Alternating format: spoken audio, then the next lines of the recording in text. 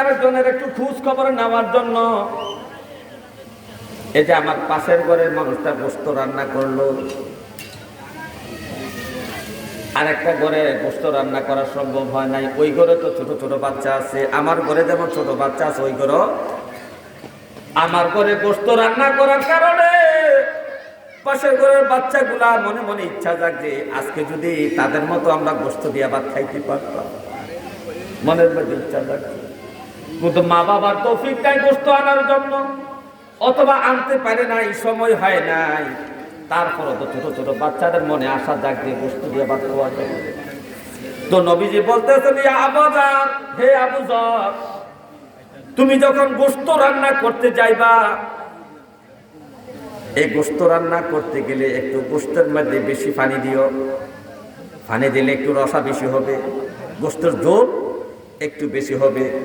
হে রে আবু যর, তুমি যদি গোশত তরকারি তোমার পাশের ঘরে নাও দিতে পারো, তবে একটু ঝোল হইলেও তার ঘরে পাঠাইও, শিশু বাচ্চারা খাওয়ার পর।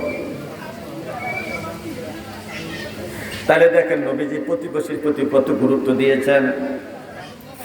হে আমার ভাইও, এই প্রতিবেশীর সাথে খারাপ আচরণ করা যাবে না। এই প্রতিবেশীকে ময়লা দিয়া রাস্তাঘাট বন্ধ করিয়া অত্যাচার করা যাবে না। নবীজি এক জায়গায় বলেন, লা ইউমিনু আহাদুকুম হাত্তা আকুনা হাব্বা ইলাইহি মিন ওয়ালিদিহি ওয়া ওয়ালাদিহি ওয়ান নাসি আজমাইন। তোমরা কিয়ামত পর্যন্ত ঈমানদার হতে পারবে না যতক্ষণ পর্যন্ত আমি নবীজিকে তোমার ছেলে মেয়ে, বিবি বাল বাচ্চা, মা বাপ, বরং তোমার ধন দৌলত এবং তোমার জানের সব বেশি যতক্ষণ পর্যন্ত আমি নবীকে ভালোবাসতে না পারবে, তখন পর্যন্ত পরিপূর্ণ ঈমানদার হতে পারবে না। ঠিক এই হাদিসের মতোই নবীজি বলতেছেন, ওয়াল্লাহি নাফসি বিয়াদিহি, হে আমার উম্মতেরা শোনো, আমি মুহাম্মদের জান যার হাতের মধ্যে, অর্থাৎ আল্লাহর কসম করে আমি বলতেছি, শোনো, লা ইউমিনু আনহু হাত্তা ইউহিব্বা লিজারিহি,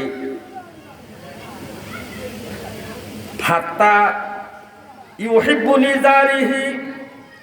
অন্য জায়গায় আছে লিআকিহি মা ইউহিব্বু লিনাফসিহি। নবীজি বলেন,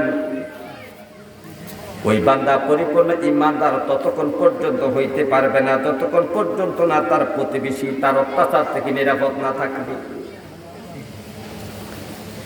ততক্ষণ পর্যন্ত কোনো মানুষ ঈমানদার হতে পারবে না যতক্ষণ পর্যন্ত না তার পাশের ঘরের মানুষ, তার বাড়ির মানুষ তার অত্যাচার থেকে নিরাপদ না থাকবে।